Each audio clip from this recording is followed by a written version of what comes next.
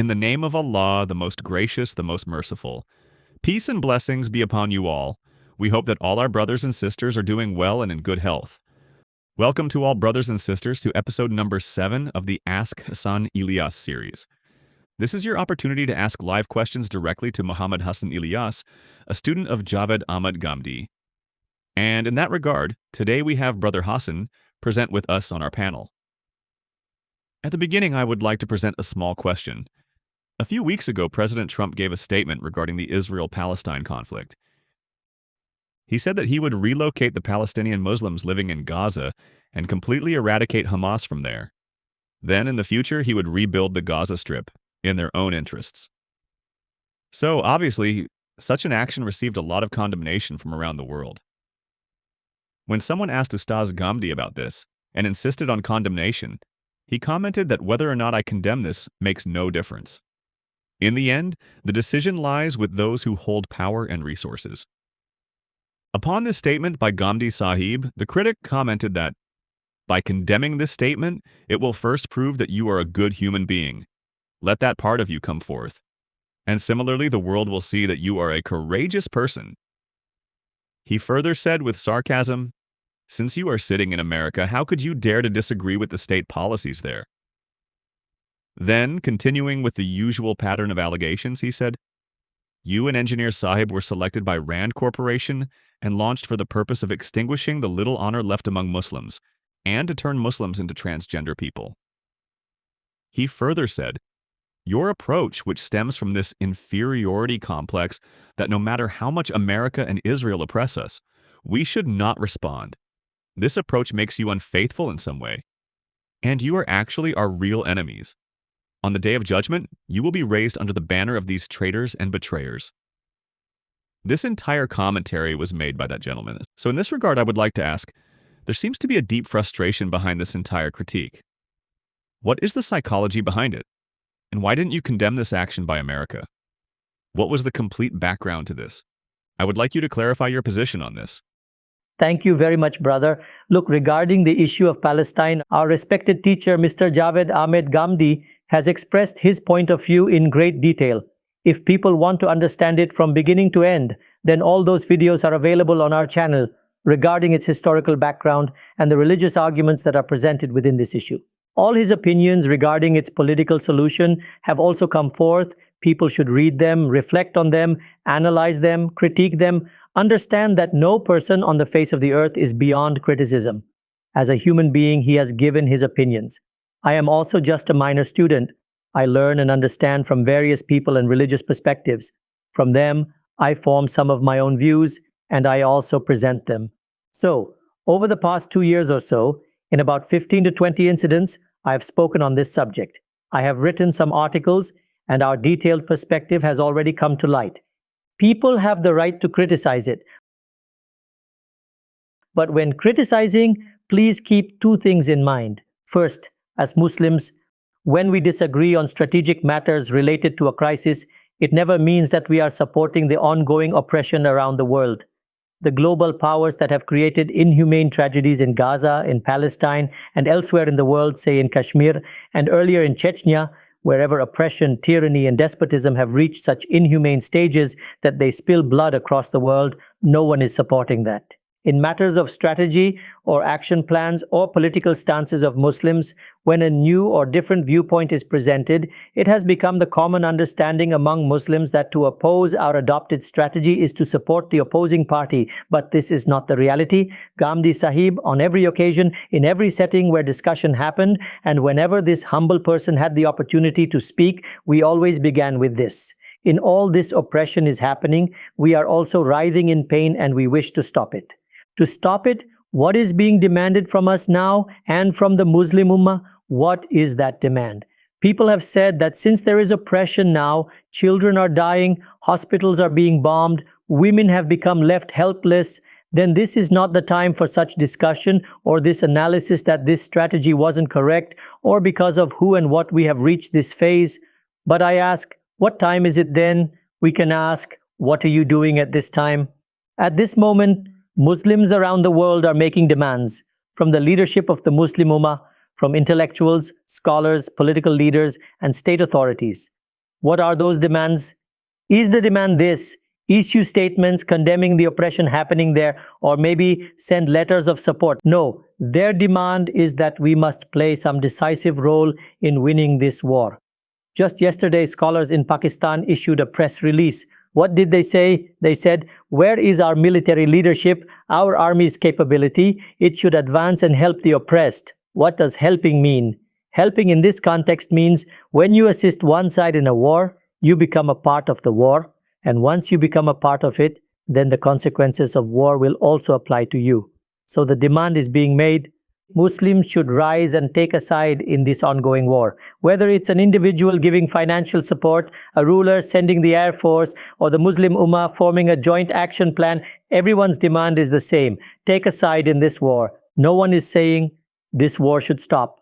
Just look, Pakistan's biggest scholar, Mufti Taqi Usmani Sahib, in the largest gathering in Islamabad on this topic, what did he demand? He said, "We oppose the ceasefire." Why? We should understand that too, because according to his narrative, oppression has been going on for 70 years. If oppression has lasted 70 years, then stopping the war now raises the question, why was war started after October 7th?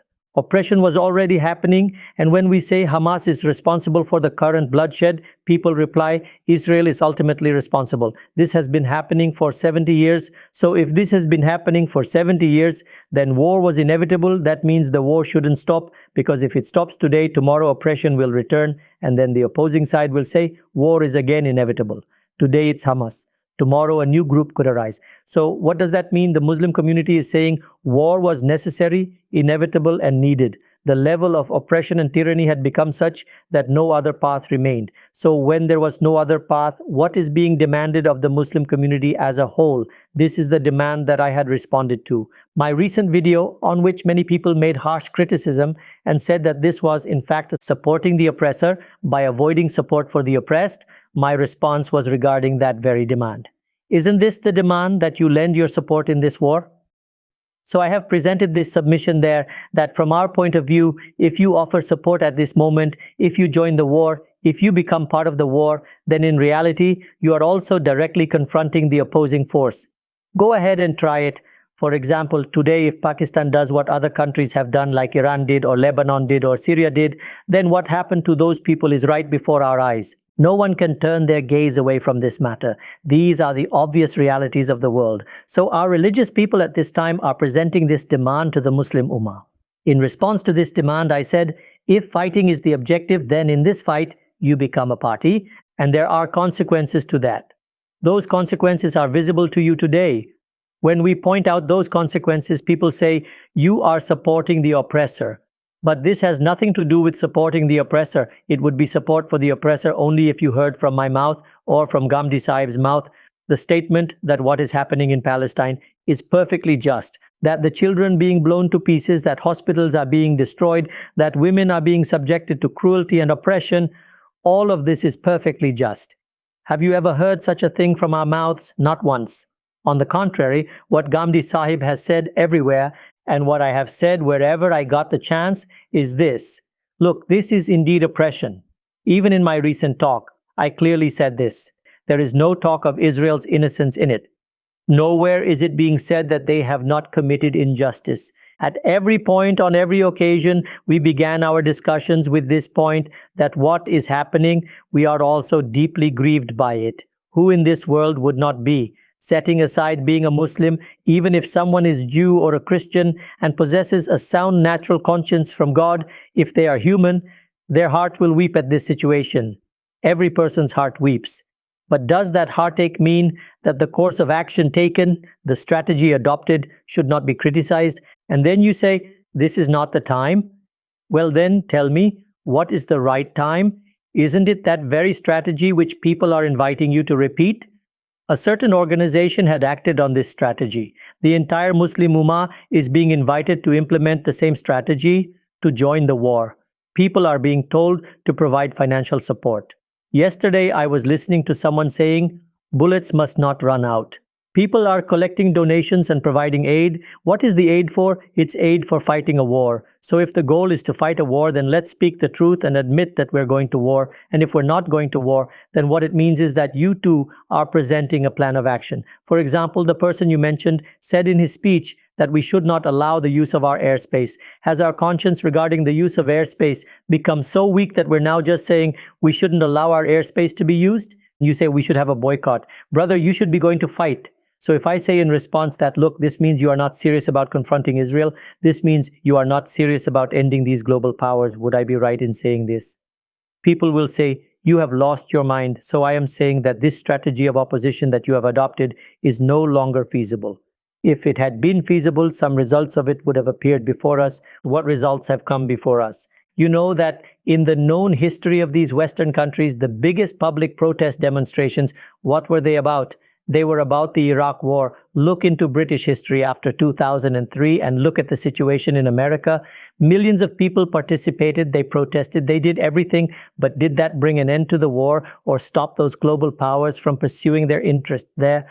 When Ghamidi Sahab says that saying 2 words of condemnation won't solve the problem, what does he mean? When he says that this is a game of power and power becomes decisive, what does he mean by that? He means that we are all grieved, brother. We are all crying tears of blood. But crying tears of blood won't solve the problem. That's what he's saying.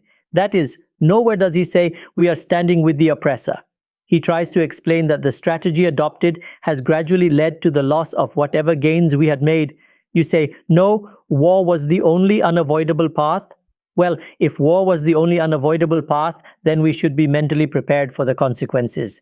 And if you're demanding of us that everyone should be ready to bear those consequences, then ask yourself this question: can there not be any voice in the world that highlights that perhaps this is not the time for war, that you don't have the capability right now, you don't have the power, you need a period of peace? In this situation, whatever you had, even that has slipped from your hands. So would it not have been better to reconsider your plan and your strategy? Tell me, in this whole issue, where is the support for the oppressor being created?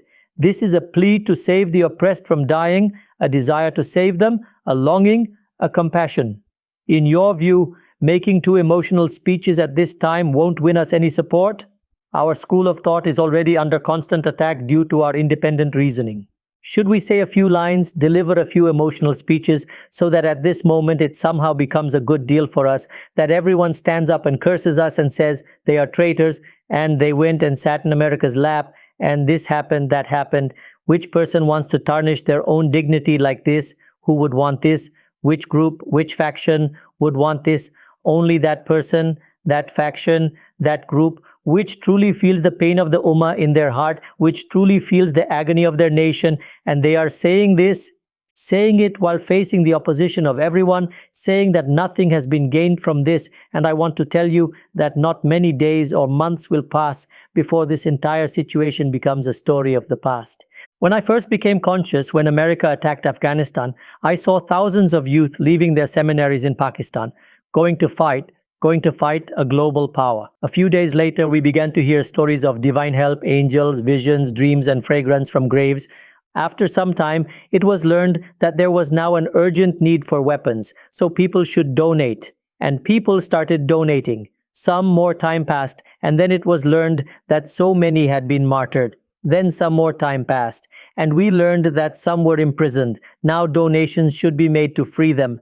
Then some more time passed, and people started reciting ritual prayers, reciting Surah Kaf, and curses began to be uttered in sermons. You have no idea what effect this demand being made from the Muslim Ummah has.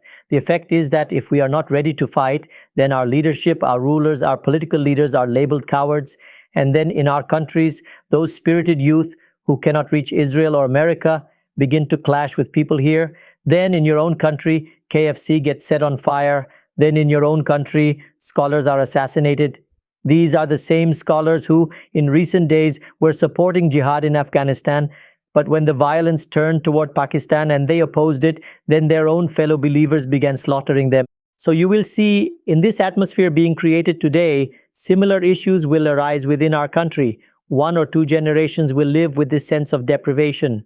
and the consequences will be extremely dangerous. So if this is not the right time, when you are demanding from the entire ummah to join the war, to support the war, to be ready to fight, then do you think if you get ready to fight, if you support the war, will the opposing party consider you a benefactor or a friend? They will still consider you an enemy. And what they did there, you will also be provoking them to do to you. So whenever we speak on this issue, we do it in this context with this in mind. And this claim made by Muslims that they are sitting in America, they have ties with global imperialists and powers. I dare to ask my Muslim brothers, if you dislike a difference in strategy so much, if the frustration of your failed strategy depresses you so much that you can't even tolerate someone speaking differently, then ask yourselves, in the situation we've reached, what role did our own people play? Does Israel consult me before speaking? You say, curse Israel, curse America. Brother, will cursing America solve the problem? Curse them, curse until your throat is dry. Has that solved the Muslims' problem? You want to make us stand in that same row? You want us to curse too, insult too, speak hatefully too, so that your listeners also get swept up in emotion and hatred and are unable to analyze and study the issue calmly? Shouldn't there be some people within the Ummah who can show others the right direction, who can say, this policy is not working? So what's this got to do with Ghamidi Sahib saying that 2 words of condemnation won't solve the issue? He condemns with tears of blood in his heart. Read his book Khayal-o-Khama from the time of the Iraq War. Read his poem. He has written it. He has shown that he feels the pain of those people. So the pain, he feels it more deeply in his heart. Isn't the pain felt more deeply in the hearts of those who, despite being abused by their own people, are still striving to guide them towards a better path? Or is this pain more intense in the hearts of those who are sitting in their own countries, keeping themselves safe and offering strategies in which there is no risk to their own lives? Yesterday in Pakistan, restaurants were burned down. Today, if the police were to announce, let all those brave warriors who did this come forward, not a single person would be willing to come out. No one would come forward to register their name saying, I did this. So if this spirit of faith, this passion is truly for the sake of religion, then one must understand the temperament of religion in light of the Sharia. We people, God Almighty has informed us, are bound by its rules. Jihad and combat come with conditions. One must assess one's own strength and analyze what changes come in the situation afterward. People are saying that if these people had been at Badr, if they had been at Uhud, they would have played the role of Abdullah bin Ubay. So I ask a question pushing forward. Angels descended at Badr, right? So why didn't they descend here? Where are the angels? Where is the help of God? I also expressed this point recently in a conversation, and I say it with God as my witness. I have met such people. I was raised in a religious household. I have written slogans in support of these jihadi organizations. If you ever get a chance, pick up Zarb-e-Momin. Dozens of articles were published in it with the same passion and zeal. We stood with full enthusiasm. We have seen those people. We have witnessed those situations. In Afghanistan, when in the deserts of Dasht Laili, thousands of people were locked in containers and drowned in their own sweat and excrement until they died, and the remaining prisoners, the way they were kept in prisons, they screamed, they cried out, where is God's help? Where is His support? So I say to those people who are reading out verses and emotionally manipulating others, let them answer this. At Badr, the angels visibly descended. Why were they not seen here? Why didn't we receive God's support here? The reason is that the principle that was established there has been misunderstood here. There, the Prophet of God stood. Even there were considerations of some balance of power. The Quran itself describes that balance. So what is the situation here? A small, besieged state, one that even receives its electricity from its opposing power. Its economy runs by sending workers into the homes of that same enemy power. If that small territory attacks by gaining support from neighboring states, then where are those states now? Tell me, did Iran attack Israel afterward? Where are those states that supported this? This must be understood with pain in the heart, that the direction in which the Muslim Ummah is being pushed will lead to the destruction of our future generations. And today, we are witnessing a generation already lost. 50,000 lives are gone. Those people were wiped out. The oppressor committed oppression, but we also facilitated the path for that oppression, did we not? So the question is, when we say facilitated, what do we mean? It doesn't mean the oppressor got a blank check. Facilitating means, did we adopt the approach that could have protected us from the oppressor's cruelty? For instance, when there were possibilities. This is the first war in 70 years that was fought collectively by 4 countries. If you get a chance, read the book written by the daughter of Maulana Maududi based on her father's memoirs. In it, she writes that during that time, those fighting in the air forces of these countries, about them, the ulema said that they saw in their dreams that they were meeting the Prophet Muhammad, peace be upon him, and they narrated stories about prophecies about victory. But what happened afterward? So the point is to understand and reflect. If the blood of the ummah is being shed, then the greatest benefactors of this ummah are those who, bearing the brunt of the ummah's curses, are still trying to show people the reality. They are trying to explain who rules this world and how they operate. Just look now, what is this global order? A single announcement of tariffs by the president shook the entire world. People started pleading, our economies will collapse because of this. Why would they collapse? Weren't you free? Weren't you sovereign? Is this sovereignty and freedom even found in the real world? That's the question. Were there any protest movements in India greater than the Khilafat movement? Hindus and Muslims participated in it. Did we manage to save the Ottoman Empire as a result? Is this how matters are handled? So Ghamidi Sahib, with this pain in his heart, has tried to convey that power is blind, it is brute, it has no heart in its chest, no modesty in its eyes. To deal with it, we must know where we stand. So if the Muslim Ummah believes that it can attain victory through this path, then by all means, let it be victorious. If these protests, boycotts, arson, blockades, condemnations and resolutions bring peace to their hearts, then our prayers are with them. But if such actions do not bring any change, then that's the tragedy. The tragedy is that no change is forthcoming, not in Kashmir. What little was achieved has also been lost. We are saying there has been no change here either. Look back, over 70 years, have we ever adopted any strategy to stop the oppressor's tyranny? When opportunities arose, for example, the two-state solution, people said even they did accept it. But were we ready to accept it? The question is, he is not accepting it. In his country, he also has mischief makers sitting. Have we ever taken the initiative and said, the decision made by the United Nations, let's implement that at least? Did our religious leadership ever take a stand on it? Did they ever teach the whole world to acknowledge that we have been subdued, that global powers have forcibly planted a nation into this region, that it was done by force? Well, we don't have the power now. Times change. Global imperialism is not something made by God. It is not divine. America and Israel sitting in the world, they too will change. But in the meantime, as a practical matter, have we ever tried to think in light of our current conditions? Tomorrow, another global power may arise. It may take back the land for us. Hasn't this land been lost to us before? So when we speak to address this. What is the problem with Muslims? The tragedy of Muslims is that they have not been trained to tolerate disagreement in matters of religion, to entertain critical thought, or to accept new ideas. Nor have they been trained to tolerate disagreement in matters of society, politics, or strategy. We see everything in black and white. And in that black and white lens, anyone who stands with us is our ally. Otherwise, they are on the side of the oppressor. So I just want to say this is a matter of time. Time will pass. We know that what we are saying now sounds like a strange, unfamiliar voice. But time will pass. And the voices that people once raised in the past, after centuries, people recognize them as benefactors and well-wishers of the nation.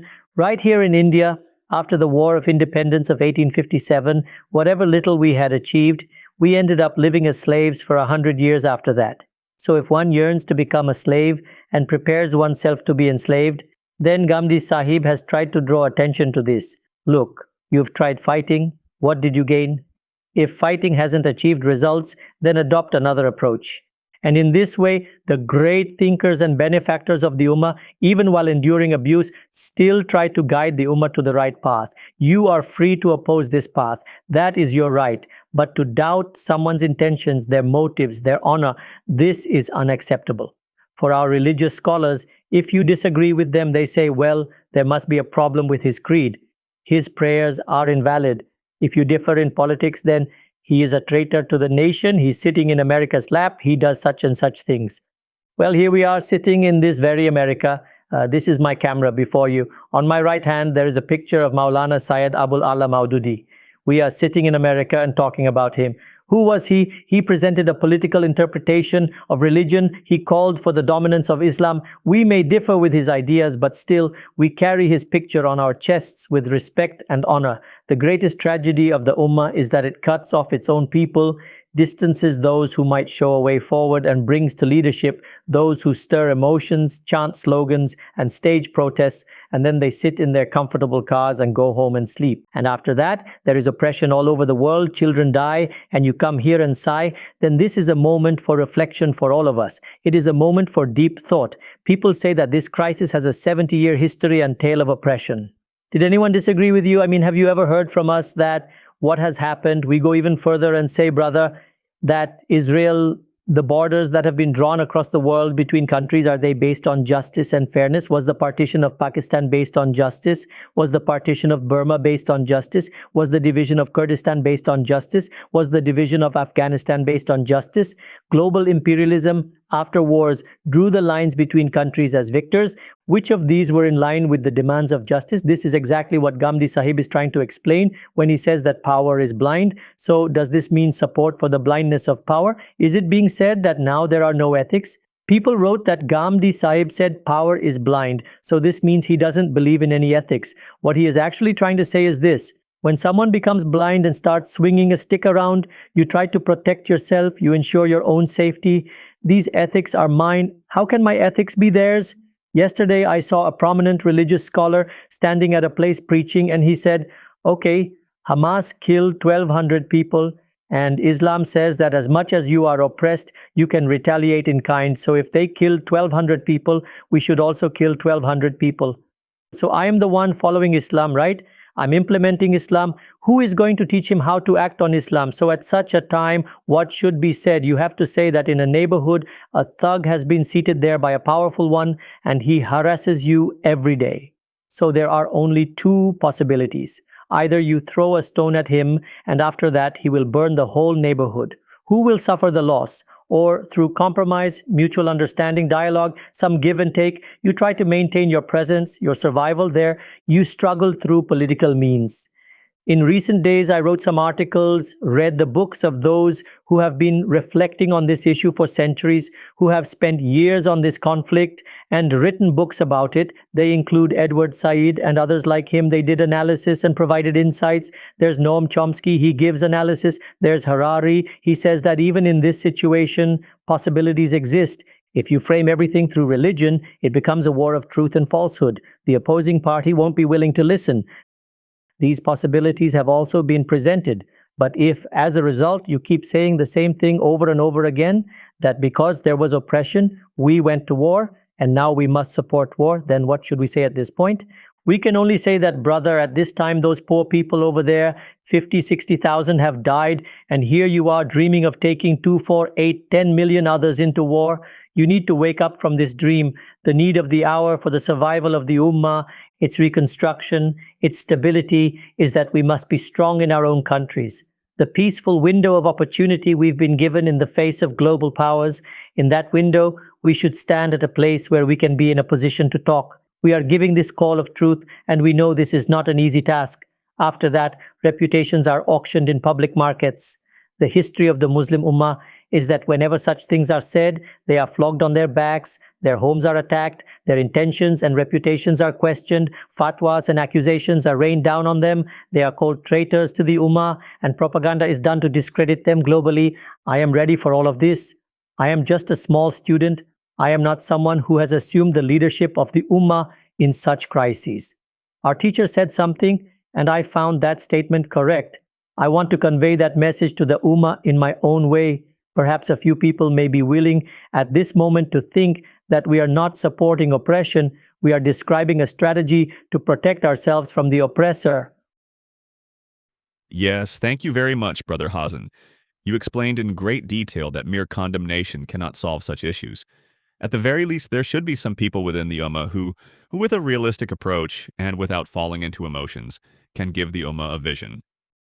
Brother Hassan, another thing is usually heard from the other side, and many brothers are also commenting on this, that we have also seen it now. We have fought many wars with Israel, and we haven't seen much better outcomes. So let's say we're not even suggesting a strategy to declare war. But at the very least, scholars like you should come forward and tell the public that if we, as a group of around 2 billion Muslims, if we all together boycott Israeli products, cut our diplomatic relations with them, terminate our trade relations, and even block our sea routes, then at least we would be in a position to bring Israel to its knees. So, do you not think, despite such a large number of Muslims, and those gentlemen even said we have an army of 80 million, we are a nuclear power state, that even then, these suggested strategies like boycott are not feasible? If this is actually a viable option, and this is what should be done, then first of all, oppose the war. Then say the sentence I had said earlier, which people disliked, and it hurt many people's feelings, that the strategy Hamas adopted for war is fatal. So first go ahead and say that sentence. Okay, we're not in that position right now, but here are the steps we will take, the steps you just mentioned. Boycott economically, take political steps, do such things, all these things. So first oppose the war. If war is to be waged, then encourage people for war and say, we are an army of 80 million. Among the 57 Muslim countries, there are 4 countries with proper air forces. Among those, the planes you use, they are owned by Turkey, then Pakistan, then Indonesia. These are the few countries that have such large armies.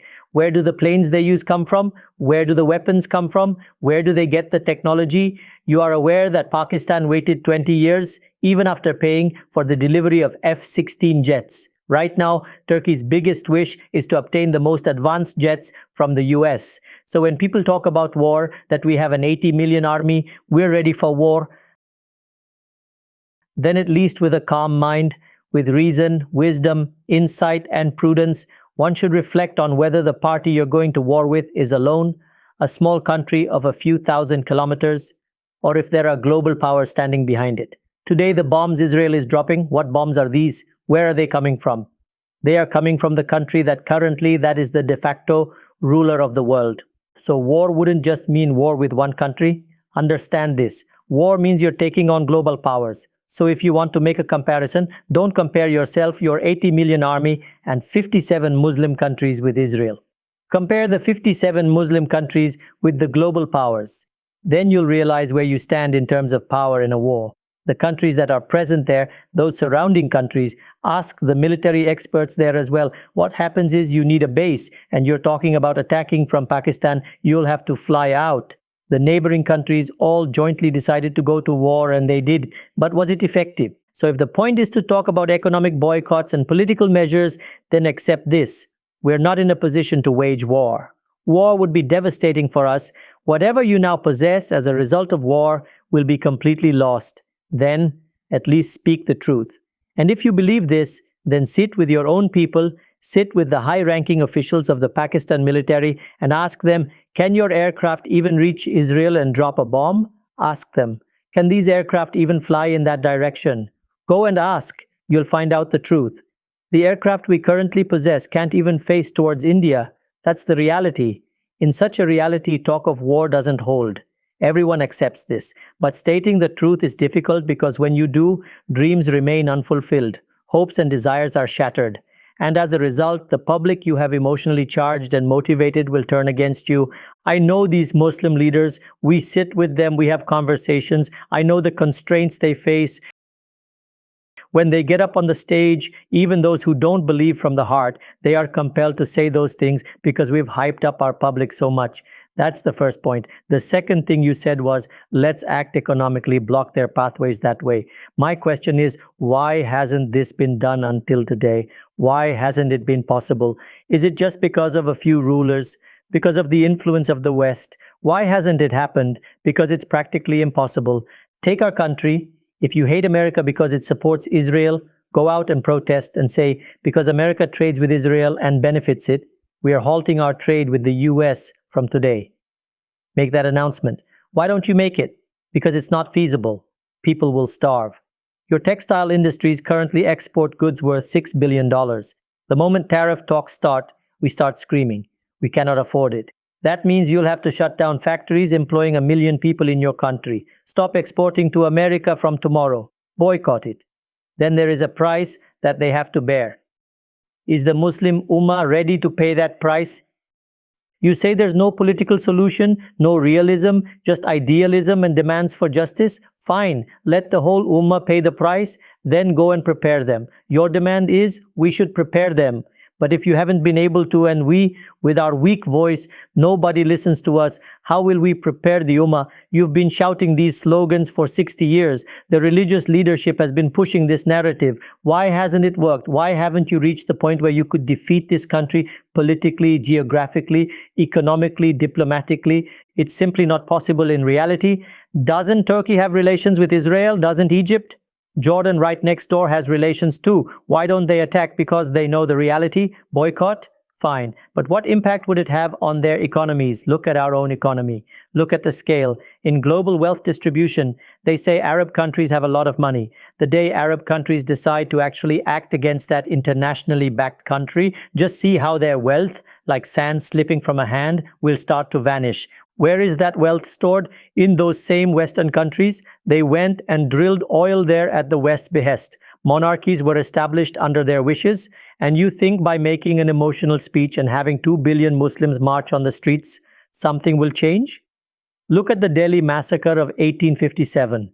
The entire Indian subcontinent didn't rise up. The British had only 5,000 to 8,000 troops. You believe there were millions of Muslims in Delhi at that time? Did they come out? No, because the necessary tools and strategies weren't in place. If you had something in hand, you'd come out. If you could stand on your feet, you'd rise up. For countries like ours, this kind of hope sold to the people, there's no real possibility behind it. We couldn't even come out and fight with India, just think. In this conversation, I said with hesitation, have we won Kashmir? We are 270 million strong, a nuclear power. We have everything. Kashmir is right next door. Have we taken it?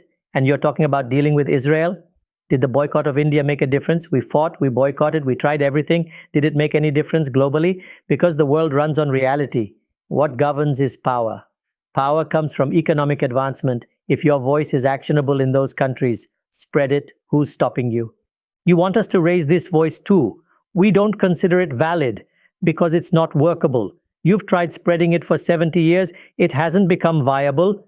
And now, if Ghamidi Sahib says it twice, the whole Ummah will boycott Israel and wave flags of victory? Which world do you live in? Which utopia? Come out of that utopia for a moment. Empty your mind and listen to these thinkers. Try to understand what they're saying. They're explaining what a workable solution looks like, how to live with dignity. You say, we don't want to live like jackals, we want to live like lions. Fine, but living like a lion has consequences. When those consequences appear, then people start lamenting. So then, why do you cry? Which world are we living in? If you truly think you should go fight, then every person who wants to, the path is open. Go there and offer your services. If your narrative is that you don't want to live like a jackal, then take the bullet in your chest and present yourself to God, if that's your viewpoint. But if your viewpoint is the one you're expressing now, then make it actionable. Have we stopped you? Did the Ummah abandon boycotts because we told them to? Ghamidi Sahib himself said, even if protests happen 10 times, it's the people's right, they get emotional. Do we ever sit down and think, despite being 2 billion, why we're ineffective? Because these 2 billion are dependent, defeated vassals of global powers. Their economies and budgets don't function without them. They're one signal and governments are toppled. And how did they reach this position? Through power. We used to have that position. We used to make such decisions. Did we go to Africa, Hungary, Budapest, or Spain with petitions? No, we had power, and power is decisive. That's what Ghamidi Sahib is explaining. So you want to take action, want to burn restaurants in your own countries, destroy your own economies, and think it will make a difference? Have you studied, reflected, been given the opportunity to analyze? Even if we destroy the economy of that countryside, even then the global powers won't be shaken? Do you think it will come to an end? America has $150 trillion in wealth. $150 trillion, and we are begging the world for just $1 billion, which isn't even 0.1% of that. We are holding out our begging bowls in front of the world. Why? Why don't we go to the rulers sitting in our own backyard? Why are we begging? Because if we don't beg and get handouts, then we can't make a budget. If there's no budget, then the fan won't run, electricity won't be produced, vehicles won't move, letters of credit won't open, and oil won't come in. These are compulsions of the real world.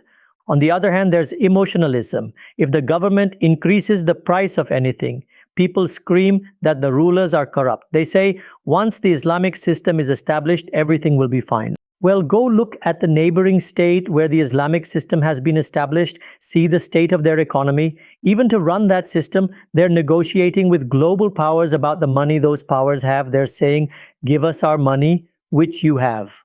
So this is the real world, while you people keep showing us dreams. And after showing us those dreams, you upload your videos on YouTube, that YouTube which they built, that Facebook which they built, and then you sleep peacefully. Meanwhile, our children are dying in front of bombs because people got emotional. So tell me, who is really the well-wisher of the Muslim Ummah? Who wants to save this nation with blood, with honor? And who is, through these emotional deceptions and dreams, trying to rob us of even what little we already have? Who is the true benefactor of this Ummah? These are the questions we raise with a heavy heart. We know we'll be abused for saying this. We know what it's like to be garlanded with flowers and what it's like to be cursed. You just have to give 4 speeches, just 4 speeches sitting in the same spot. People say they fear America, but Ghamidi Sahib lived in Pakistan. He was a lone, feeble voice when the invasion of Afghanistan was happening. At that time, they were sitting in America, in Israel's lap. The threats to their lives came from those who claimed to act in the name of Islam. Their students were martyred in this country by those who claimed to act in the name of Islam. But even then, Ghamidi Sahab did not hold back from speaking the truth. If he comes here now and says, my opinion has changed, and you accuse him of being pro-America or doing it for his citizenship, I swear to God, as far as I'm concerned, and as much as I know my teacher, not for a moment do we feel that we are not allowed to say what we believe to be the truth on this land. And if restrictions are placed on us for speaking the truth, then may God's curse be on such citizenship, on such a residence. And we also know that after doing all this, when they return to their countries, their own people will scratch out our flesh and dispatch us off from this world. We know these things. These statements are made to distract, to show people dreams which, when they are interpreted, result in frustration and depression. And in depression, Israel is not visible, so go ahead and curse those who had advised us against fighting. And as a result, there was defeat, so it appears that we are defeated because of them. So please have a bit of sense, have a bit of wisdom. These people, the great thinkers who are born occasionally, brother, you will see later, after 2 or 4 centuries, people will build their statues in public squares and say that these were the benefactors who had advised us at a time when the whole ummah was caught in it, to understand the practices of the world, to understand international affairs, to understand national status, to understand centers of power. Be grateful for what you have been given. If you are grateful, I will surely increase you. Yes, mashallah, Brother Hassan. You spoke in great detail and in a very reasoned manner. And I believe the point you made that even the resources of Muslim countries are tied to those powers. That we purchase weapons from them, and even for their maintenance, we have to ask for donations from those same powers. I think our political leadership has realized this. That is why they are not taking such steps for now. But very soon it could happen, and it should happen, that our religious leadership also realizes this so that better strategies can be proposed. Jazakallahu khairan, Hassan Bhai. It was a pleasure talking to you. Let's now take the callers one by one. Danish Ibrahim Bhai, please confirm from your side whether your question is also related to the same topic. Peace be upon you. Peace be upon you too. You have presented the entire political scenario before us, historically as well, which you have also laid it out in front of us. All of this is absolutely correct. The facts have come to light, and they are completely grounded in reality. No one can even disagree with them. But the question is, now what should be done? Thousands of people are becoming martyrs there. Now what should be done? From your side, from Ghamidi Sahib's side, whatever solution is presented, it is a long-term solution spanning centuries. That we improve ourselves in knowledge and ethics. That we reach such an economic level that we can bargain from a position of strength. This is something that could take at the very least several decades. So that thing is absolutely right. That must be done. But for the time being, what should we do now?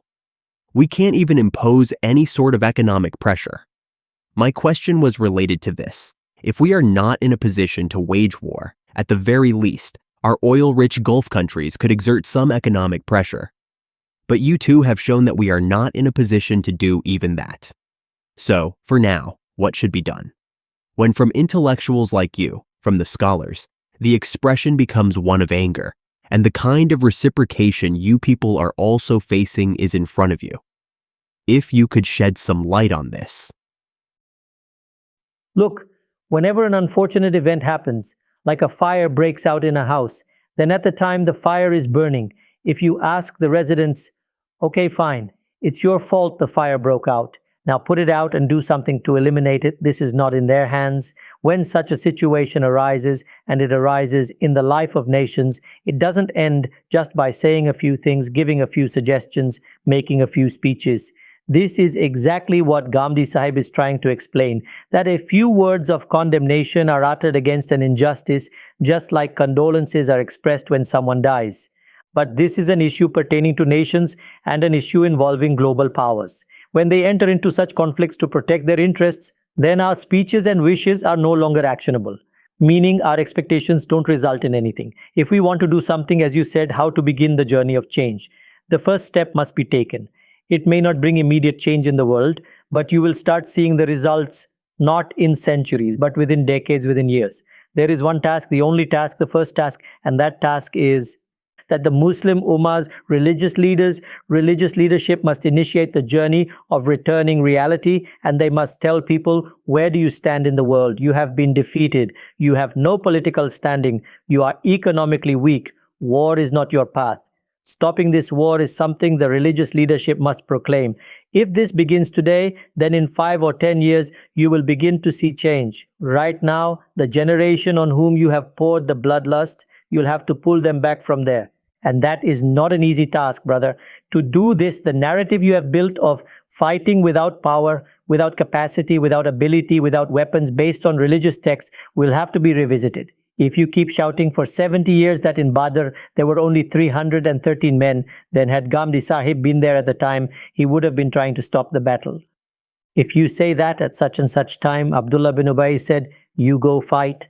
If you keep repeating that, then to reverse it, you'll have to endure abuse, just like we are enduring abuse today. Whoever begins to bear this abuse, that day the journey of change will begin.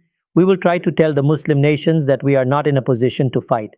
So expedience and realism, I recently said in a podcast. They asked, this land, for example, used to be ours, the Muslims' land. After World War I, outsiders were settled here. I said, brother, if this is our case and we want to suggest a solution based on it, then it will take us to the same place where we are sitting today. Hindus say India was their ancestral land. You ruled there. Africans say it was theirs. So, as a result, wherever we are sitting today, in the countries we are settled in, from whom we are asking for power to wage war, those cannot remain established. If these justice-based claims are taken forward, then we are fighting the Taliban over them and telling them, brother, be realistic. A line has been drawn, separation, fine, your civilization is yours, fine, your society is yours, your language is yours. A line has been drawn, now accept it, live peacefully, do what you want in your own country. In our country, no, but they do not accept this. So a realistic analysis and explanation, that is the first step. If we do not take this step today, we will have to take it in a few years or a decade or 100 years. If this step is not taken today, there is no other way. The moment we abandon armed struggle, accept reality. I've written a detailed article on this, on the Palestine issue. People can read it. I've explained how the religious leadership has made 3 decisions. And the consequences of those 3 decisions are what we are suffering all over the world. They will have to be reversed. And reversal is not an easy task. To reverse them, the entire thought process must be analyzed and deconstructed. That too must be reconstructed. We will have to understand that when the Quran speaks of help and victory, how it was specific to the Prophet, how it happened in the context of a balance of power. So how is it a divine law? This is a very difficult task, brother. Here you can't even agree on raising hands in prayer. There you're talking about reconstructing the whole religious philosophy. Ghamidi Sahib has begun this immense task that he is trying to dig out the roots and show them to the Muslim Ummah. He's not just talking on the surface. He is saying, understand why God's help didn't arrive in this case. People are taunting us about, so he is trying to explain why it hasn't come. Just think, People don't realize it at the moment. Among those hundreds of thousands, how many Muslims would there be whose faith had reached a certain point? When they saw this situation and said, these people talk about God, they recite God's book and say divine help will come. So where is God's help? Where is divine victory? Then verses are recited.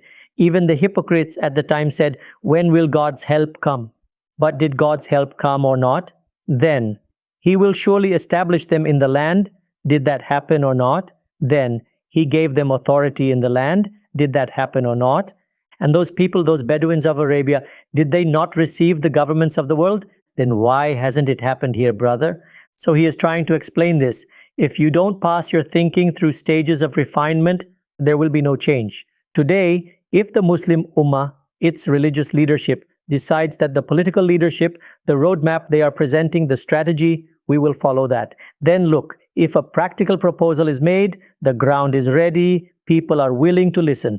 Those same people who are snatching chicken pieces from people's plates in Bahadurabad and Charminar in Karachi, saying they are made by Israel, will you give them a practical solution? But when you charge the public up like this, then they are no longer in a state to listen or understand. They say, curse them or you're a traitor. This has always been the demand in every era. But there is only one roadmap for change in today's time. The scholars of the Muslim Ummah should make their people aware of the reality. The day they introduce them to the truth, we will leave the world of idealism and move toward practical solutions.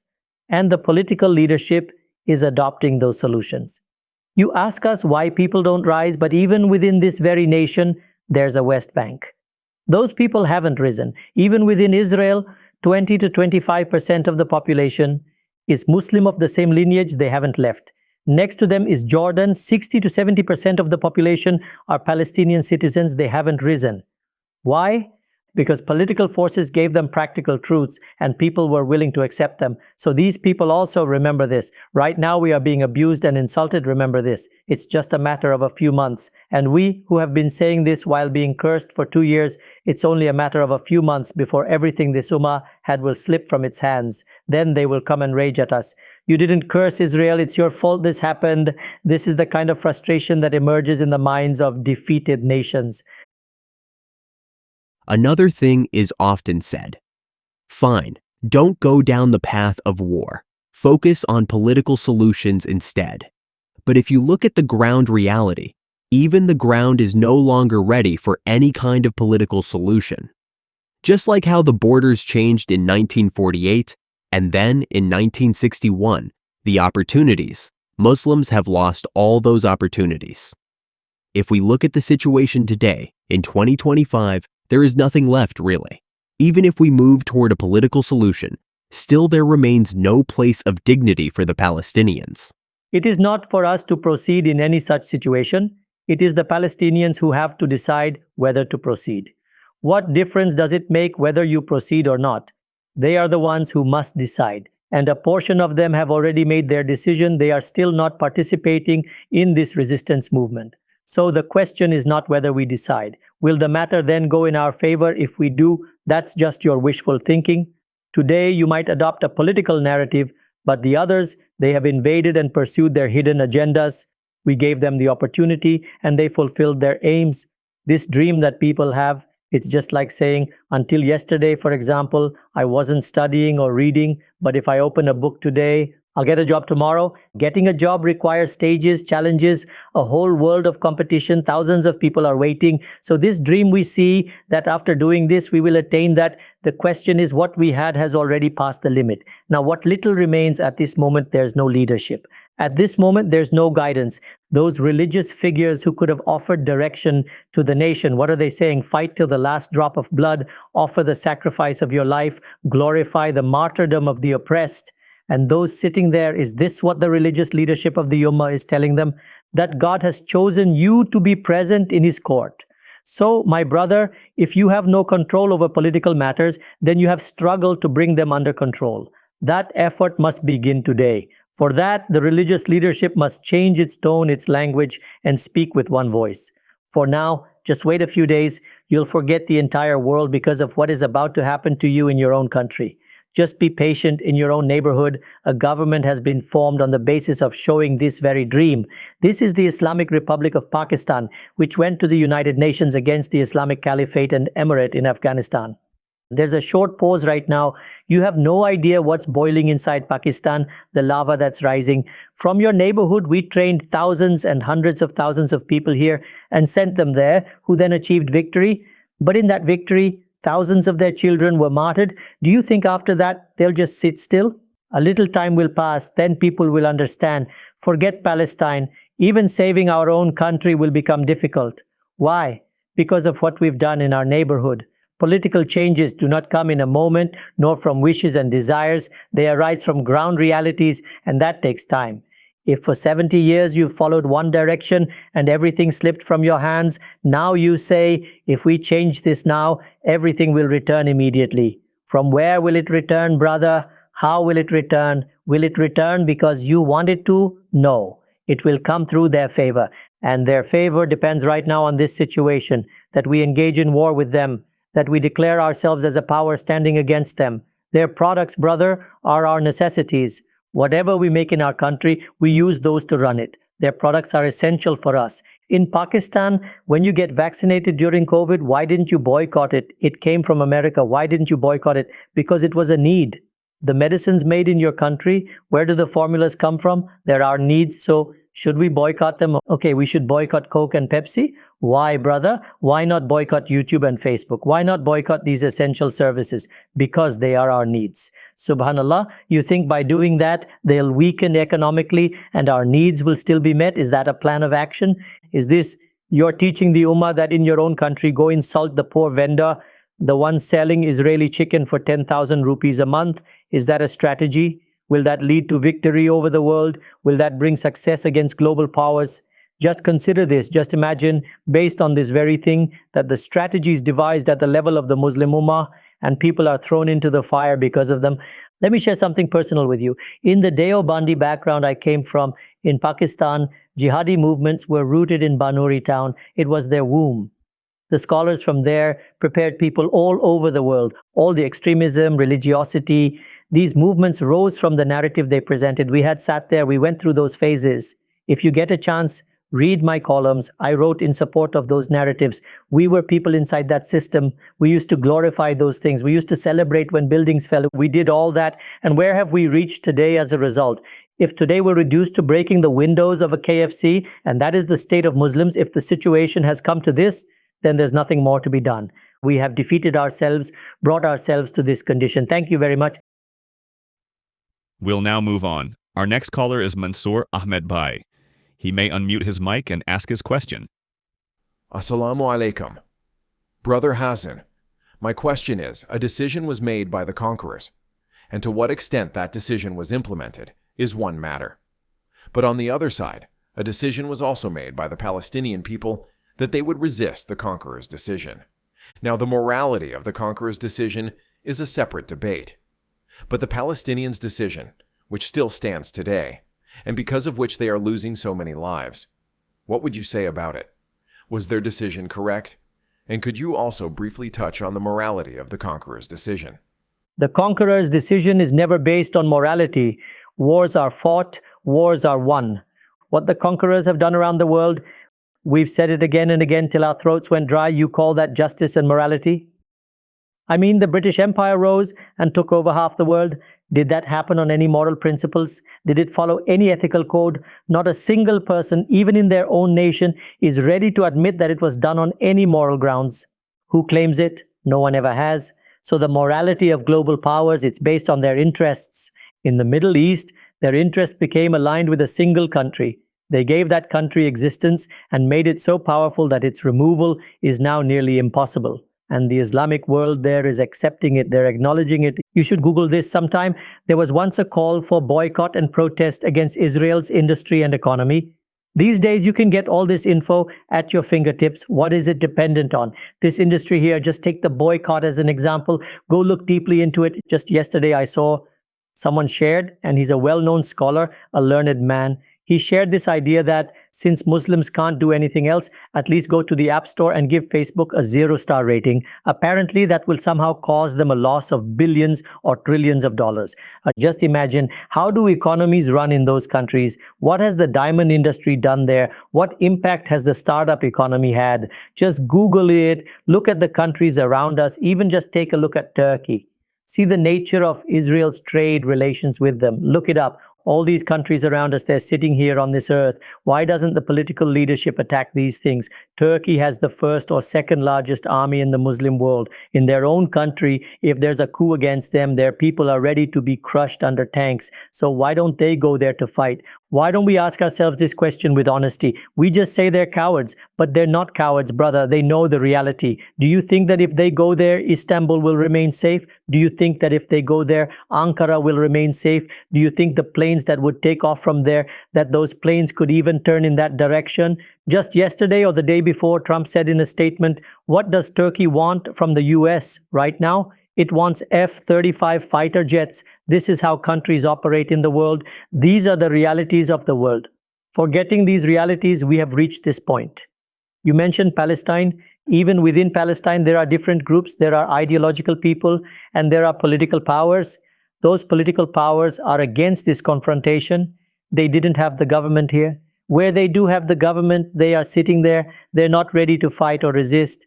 One group adopted this particular viewpoint, and even that group came to power through an election in 2004. These matters were already unfolding when the decision for war was taken. So do you think the 2 million people living in the Gaza Strip had a say in it? Was there a referendum by them? It was an ideological group. It had a manifesto. It had a particular consciousness. There was weaponry which came from neighboring regions. Such weaponry cannot be made there. There's no situation there that allows entry. Proxy groups from here and there supported it and made it ready to war, and they made it ready at a moment when the political leadership in Israel was moving toward acceptance by bringing real ground realities into consideration. They were engaged in forming relations with Saudi Arabia. So they waged one final battle, thinking that if everyone accepted this, then in the real world, we would be completely alone. So they thought, let's fight this final war. Let's see what happens. Did they ask the population before going to war? The million or so children? That is, whatever effective power there was, you picked it up and brought hostages from there, and you've hidden those hostages because our prisoners are still there. May they return alive. They're alive there in torment, in humiliation. You hid this, and after that, thousands here died for their release. So those who were alive, we had them killed. This is something to think about, something to understand. You asked about strategy and planning. Strategy and planning have failed. Now, if I say it has failed, someone will say, oh, this is support for Israel. Brother, I'm crying for myself, crying for my nation that it failed. This failure is forcing us to lift the corpses of our children. So this is something to understand, that over there were many voices. There were major intellectuals there. Read their books. They have explained that for this cause, we were supposed to act politically, but we didn't. In the world, there is only one superpower. There are other powers too, which have passed through the influence of these global powers. Some gained their support. Has China ever been ready to stand up on the matter of Palestine? Did we ever do anything like that? So brother, when you adopt a political strategy, then it has consequences. If I choose to poke at a wrestler and expect him to only poke me back because that is what justice demands, brother, he is a wrestler. He'll throw a punch. He'll kick too. My nose will break. I'll suffer the loss. So this strategy that they adopted, discussion on this strategy is still necessary. Its results are in front of you. Thank you for joining us. Our next caller is with us, Syed Saad Tirmizi. Brother, you can unmute your mic and ask your question. Peace be upon you. Peace be upon you too. I wanted to ask. You've given the whole political view, and I understood it, but there are 2 or 3 religious points that, when I speak with someone, they raise these.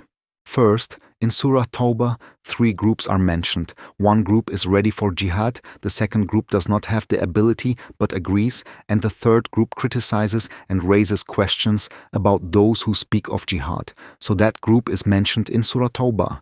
Second, there's a hadith, perhaps from the Battle of Khaybar, where the Prophet, peace be upon him, cut down the Jews' date trees and economically boycotted them, because of which the Jews lost the war. Third, I believe someone mentioned it in a comment under one of your Facebook posts. They referred to a hadith in which the Prophet, peace be upon him, said that before the day of judgment there will come a time when bloodshed will be widespread, but people will not do jihad. So the companions asked why that would be, and the Prophet, peace be upon him, replied that people will love the world more than death. Is such a hadith authentic? And if so, how do you see it? These are just 3 points. If you can discuss them, that would be enough for me. And with that, God willing, we can conclude today's session. In what you said first about Surah Tawbah, does Surah Tawbah begin somewhere? Or is this all that it contains? We need to see where it starts, who it is addressing, why it is saying what it's saying. The entire surah explains this. For example, you raised the question that Surah Tawbah mentions a group that opposes jihad, and people use that against us, saying Surah Tawbah is referring to us. If I were to ask you in return, Surah Tawbah says, so kill the polytheists wherever you find them, capture them, besiege them, and sit in wait for them at every place of ambush. Now let me ask you, have you ever seen a polytheist in Pakistan? Have you seen a Hindu walking around in Karachi, in Lahore? You didn't kill him? But Surah Tawbah says, kill the polytheists wherever you find them. Why didn't you? So when people use this kind of reasoning, one feels pity for them. They are unaware of what the full directive is, who it was addressed to, and why it was said. Brother, Surah Tawbah is such that we don't even say Bismillah at the beginning of it. Why? Because it is a surah of punishment. A punishment for whom? For those who oppose the Prophet, peace be upon him. And about that Prophet, peace be upon him, God has explained his practice and his law.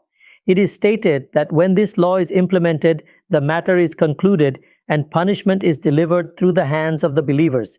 That Prophet, peace be upon him, stood and said, I've been commanded, whoever does not proclaim the declaration of faith, strike his neck. He said, God has provided me sustenance under the shadow of swords. He said, whoever opposes me will be wiped out. If you resemble a nation, you will perish with them. That Surah Tawbah is commanding that Prophet and informing his companions that the time has come. Punishment comes in only 2 ways, either from the sky or through your hands. And at that time, when it is God's command and you are acting upon it, so sometimes when citing the Prophet's words or actions, we should reflect, what are we doing? Are we placing ourselves in the position of Muhammad, the chosen one, peace be upon him, where the command of God is coming, where the Prophet himself cannot stop it, where Gabriel comes and says, go forward? Are we comparing our discretionary decisions to that? And there is a Quran, it explains the rules of jihad and fighting. Jihad is against oppression and injustice. Has anyone ever denied that? Have we? Has Ghamidi Sahib denied that? It's written in his books. But regarding this jihad, what does the Quran itself say? If these scholars had been there during the Prophet's time, at the time of the Truce of Hudaybiyah, they would have been citing these verses and questioning what the Prophet was doing, that is, engaging in a truce with the disbelievers. But what did the Prophet say at that time? He said, these people are trying to ignite the fire of war, but it is not the time. And the Quran said, this is the time to restrain your hands from fighting. Lift things from here, move things from there. You don't try to understand the full framework of religion. You neither understand the overall system of thought in religion, nor do you consider all the instructions of religion regarding jihad and fighting, nor do you formulate any comprehensive course of action. You just pick out a verse, and then people like Ghamidi Sahib, Hassan Ali Sahib, or Wahiduddin Khan Sahib, you start criticizing them, saying they're opponents of jihad. So you're a supporter of jihad in this moment. Support isn't shown through words. If we are the ones addressed by that verse, get up and go fight, if that's what the Quran says. Even if someone holds a wrong opinion, if they act on it with honesty, it's still valid. The companions made an interpretive mistake. They thought it wasn't allowed to go to their wives during the nights of Ramadan, but still did so. So what did the Quran say? You were betraying yourselves. Don't act falsely. Even though it was wrong, we now know it was wrong. Still, the Quran said, it is lawful for you to go to your wives at night, but don't act dishonestly. Act upon what you understand. So if you believe jihad has become obligatory and then you accuse me of opposing jihad, why don't you go and fight? Why don't you participate in jihad? In practice, we want others to do the fighting, and we'll just sit here and send 5 rupees. If jihad is obligatory, then it's not up to you anymore to decide whether to just send money. In whose leadership is this jihad being carried out? Those who have done jihad, when they did it, they tried to prepare the entire nation for it. They consulted with the people. That's exactly what I said, and I got abused for it. That's exactly what I said, brother, that even if you want to go for jihad, the one leading that jihad, there should be a country, a consultation, a religion, a state, a nation. Then you tell everyone, join in because it's written in Surah Tawbah. Back then, some people opposed jihad. So for example, if the Pakistan army says today, we are waging jihad against the Khawarij, and if you oppose it, then I could just pick up a verse from Surah Tawbah and apply it on you. What world are we living in? What kind of things are we even saying? People pick random hadiths from here and there. They don't know their context or background, signs of the end times and battles of the end times. People have built our whole discourse on them. When you get the chance, look into them. Most of these narrations have been fabricated. The Quran paints the picture clearly. It says they will surround you and you will be in a state of decline. Gog and Magog will emerge. So what does the Quran say we should do then? Get ourselves killed, wake up? So reflect on these things, ponder on them, think seriously about them. Instead, we just pick up a religious narrative from here, another from there, another from somewhere else. Take the example of Kaaba. Who fought in Kaaba, brother? The Prophet of God did it. With whose permission? With God's permission. There, God promised victory. He said, you did not throw when you threw. It was Allah who threw. You did not kill them. It was God who killed them. So if burning a tree leads to victory, then why hasn't victory come now? That's the question I ask again and again. The angels haven't descended, have they? So you must answer this. If we are the addressees of Surah Tawbah and those who oppose jihad are being warned, and if doing this leads to victory, then why haven't you achieved victory? These are the questions we ask you. Thank you very much. We'd like to take your leave now. May God reward you. Thank you for participating in our special program.